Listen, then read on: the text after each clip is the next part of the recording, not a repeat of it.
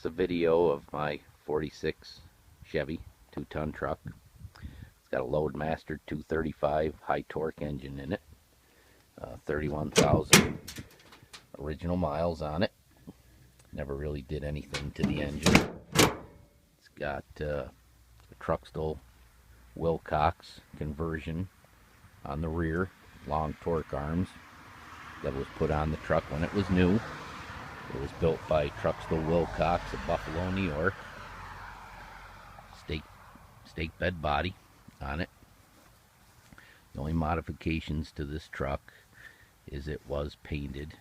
It was originally a dark blue color. It's got a 4-speed transmission with a vacuum shift 2-speed rear end in it.